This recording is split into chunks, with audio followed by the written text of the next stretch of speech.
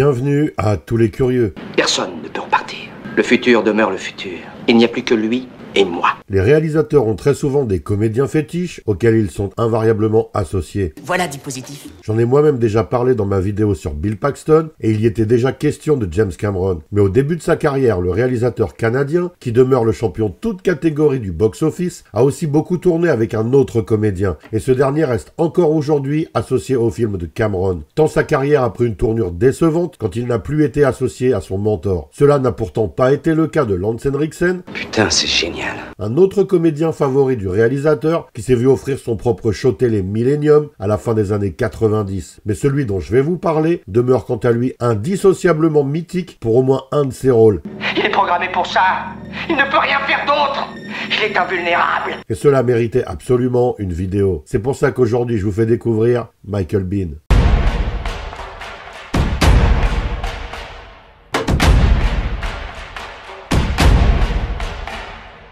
Michael Biehn est né à Anniston en Alabama le 31 juillet 1956. Ses parents déménagent beaucoup, notamment dans le Nebraska puis en Arizona où il passe son diplôme et découvre le théâtre au lycée. Il étudie ensuite l'art dramatique à l'université de l'Arizona, puis s'installe à Hollywood pour faire carrière. Il débute véritablement cette dernière en 1978, car cette année-là, il apparaît dans le téléfilm Du feu dans le ciel, dans le rôle de Tom Reardon, ainsi que dans Zuma Beach de Lee H. Kadzin, en JD, mais aussi dans la fameuse série L'âge de cristal, où il incarne un limier. Au cinéma, il est visible dans La prof joue et gagne, ainsi que dans la comédie musicale Grease, où il incarne un basketteur, frappé par John Travolta, mais il n'est même pas crédité au générique de ce dernier. En 1979, il n'apparaît qu'à la télévision, notamment dans 17 épisodes de la série Runaways, mais aussi dans les téléfilms Steel Town et The Paradise Connection. Puis en 1980, il renoue avec le grand écran, incarnant Tim Warner dans Les Motos Sauvages. L'année suivante, il est Douglas Breen, le fan psychopathe et homicide de Sally Ross, incarné par Lauren Bacall, dans Fanatic d'Edward Bianchi, avec également James Garner et Dwight Schultz au casting. En 1983, il est Alexander dans La loi des seigneurs de Frank Rodham et Daniel Allen dans le téléfilm China Rose de Robert Day. Après avoir été remarqué en 1981 dans Fanatic, c'est vraiment l'année 1984 qui va donner un tout autre tournant à sa carrière. Quel jour on est? Quel jour? Quelle année? Quoi?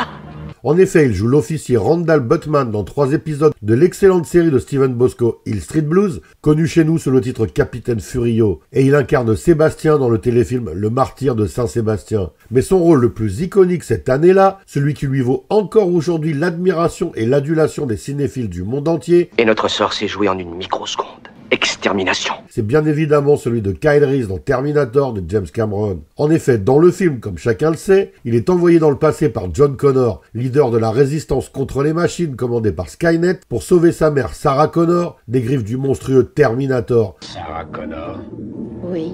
Un robot d'infiltration ayant pour mission de tuer cette dernière afin qu'elle ne donne jamais naissance à John et que la résistance n'ait jamais ce chef charismatique particulièrement doué. Il nous a libérés. Il s'appelle John Connor. Ton fils, Sarah. Le fils que tu vas mettre au monde. Ce qui doit causer leur perte et donc la victoire des machines sur les humains. C'est en tout cas ce que pense l'IA Skynet qui tente ce dernier baroud car il se s'est perdu. Le plus paradoxal, en tout cas temporellement parlant, est que Sarah et Kyle tombent amoureux durant leur cavale. J'ai traversé le temps pour toi, Sarah. Et c'est donc en fait Kyle qui se révèle être le père de John, le père du sauveur et donc notre sauveur ultime. Ce rôle est bien évidemment iconique, non seulement dans la carrière de Michael, mais également dans l'histoire du cinéma. Et l'ironie de la situation est que Biehn ne devait même pas figurer dans le film. En effet, c'est Lance Henriksen qui devait jouer le Terminator et Schwarzenegger qui devait personnifier Kyle Reese. Heureusement, Arnold a perçu qu'il ferait un bien meilleur Terminator et c'est à Michael Biehn qu'échoua la lourde tâche de personnifier le résistant. Henriksen se contentant quant à lui du rôle d'un policier, l'inspecteur Vukovic. Dans ce film, il est doublé par le grand Patrick Poivet. Leur système de défense était paralysé. Nous avons gagné. Supprimer Connor n'aurait absolument rien changé. À qui j'ai déjà consacré une vidéo, et ce sera également le cas sur 2 autres films. Ce coup de pouce inespéré du destin va se répéter sur le film suivant de James Cameron. En effet, ce dernier s'est vu confier le scénario et la réalisation d'Aliens, la suite du chef-d'œuvre de Ridley Scott avec Sigourney Weaver. Et Cameron a décidé d'en faire un film de guerre contre les monstres. une métaphore à peine voilée de la guerre du Vietnam. Il envisage donc de confronter toute une colonie de créatures xénomorphes à des Space Marines surentraînés, parmi lesquels le lieutenant Dwayne Hicks. Pour incarner ce dernier, le réalisateur avait choisi le très intense James Remar, qu'on avait notamment vu dans 2 films de Walter Hill, Warriors et 48 heures, et qui aura lui aussi sa vidéo. Mais ce dernier se fait arrêter en marge du tournage par la police anglaise pour possession de drogue, et Cameron n'a d'autre choix que de le remplacer au pied levé. Pour ce faire, il rappelle son ami Michael Biehn, qui accepte et devient le caporal Hicks. L'un des seuls survivants du film avec Ripley et la petite Newt. Dans ce film, il crève littéralement l'écran et peut une fois de plus remercier la Providence, mais aussi James Cameron. L'année suivante, il est Anthony Fraser dans Le sang du châtiment de William Friedkin, ce qui le confirme auprès des grands réalisateurs. En 1988, il s'illustre aux côtés de Demi Moore et Jürgen Prochnow dans le film fantastique La 7e prophétie, ainsi que dans In the Shallow Grave de Kenneth Bowser. En 1989, il retrouve James Cameron pour ce qui demeure, selon moi, son meilleur film, Abyss, et où il incarne avec puissance et implication le rôle du lieutenant des Navy Seals Hiram Coffey, encore l'une de ses meilleures prestations. Et le plus ironique ici, c'est que pour une fois, Cameron a pensé immédiatement à lui pour ce rôle, alors que ce n'était absolument pas le cas pour certains des autres personnages, finalement interprétés par Ed Harris, Marie-Elisabeth Mastrantonio et Kenneth Campbell. En 1990, il s'illustre aux côtés de Charlie Sheen dans le film d'action de Lewis Teague, Navy Seals les meilleurs, dans le rôle du lieutenant James Curran. Puis l'année suivante, il est dans Time Bomb, un film inspiré du véritable projet Bluebird, ainsi que dans K2, l'ultime défi, où il incarne un jeune alpiniste qui tente l'ascension du 2e sommet le plus haut du monde. Il revient aussi dans le rôle de Kyle Reese dans Terminator 2, toujours pour James Cameron, mais ces scènes sont coupées au montage et réapparaissent dans la version longue. En 1993, on peut le voir dans Deadfall, Les pros de l'arnaque de Christopher Coppola, neveu de Francis et frère de Nicolas Cage, ainsi que dans l'excellent Tombstone de George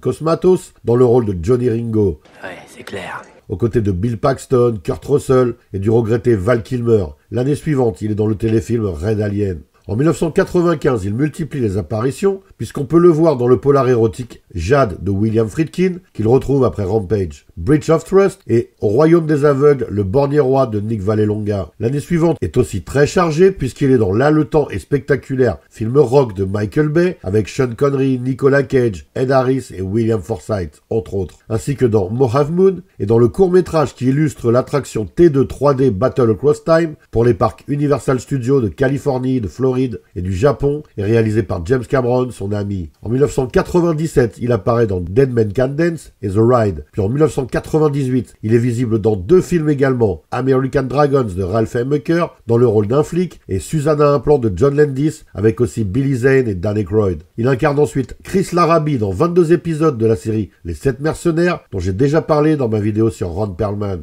Il commence la décennie suivante sur les chapeaux de roue avec 3 films, Retour de flamme, Cherry Falls et surtout le très bon L'art de la guerre de Christian Duguay avec Wesley Snipes et Donald Sutherland. Puis en 2001, il revient dans La prophétie des ténèbres 2 du réalisateur australien Brian Trenchard Smith, à qui l'on doit l'excellent film avec Henry Thomas, Le secret du lac. En 2002, Michael tourne dans Top Chronos de Jonathan Frakes, qui fut le commandant Riker de Star Trek Next Generation, puis dans 22 épisodes de la série Aventure et Associés, dans le rôle de Judson Cross, ainsi que dans 8 épisodes de la série Hawaii et le téléfilm The Legend of Butch and Sundance, et en 2005, il est visible dans 2 films, Jeu de gang et l'excellent Dragon Squad, dont j'ai déjà parlé dans mes vidéos sur Sammo Hung et Maggie Q.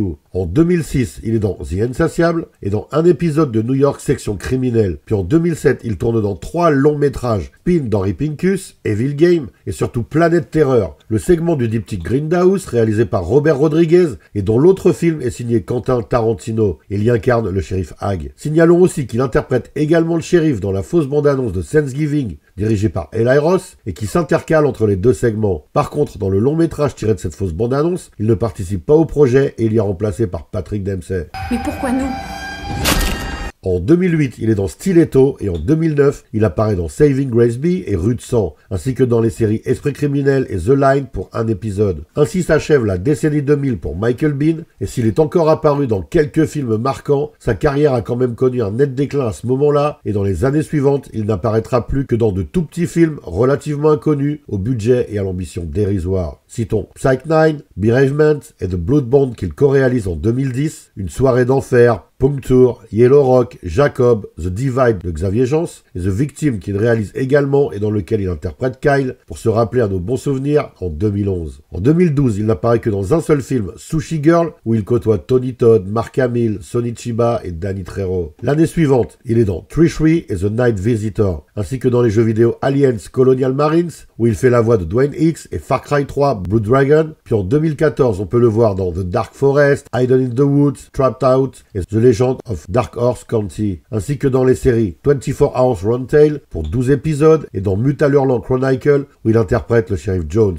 dans le premier épisode de la saison 2 titré Whiskey in the Jar. En 2015, il est dans le DTV Le Roi Scorpion, la quête du pouvoir, que j'ai déjà évoqué dans la vidéo sur Rutger Hauer. Il y incarne King Yannick. En 2016, il revient en force dans 4 films, The Night Visitor 2, Tueur programmé, The Girl et She Rises. Puis ne revient qu'en 2019 dans Redundant, ainsi que dans la série télé Curfew et la série audible consacrée au scénario avorté d'Alien 3 par William Gibson, où il retrouve Lance Henriksen. En 2020, il est dans Killer Weekend, ainsi que dans un épisode de la saison 2 du Mandalorian, titré The Jedi. Puis en 2022, il est Yann dans The Walking Dead et retrouve en 2023 la franchise Law & Order pour une apparition dans le spin-off Organized Crime. En 2024, il apparaît dans The Lockdown et The Raid, et enfin en 2025, il prêtera sa voix au film Predator Killer of Killers. Michael Biehn a donc eu une carrière pour le moins chargée et très remplie depuis les années 80 en tout cas, bien plus ce dont pourquoi il reste connu, c'est-à-dire son association avec James Cameron. Il est invulnérable,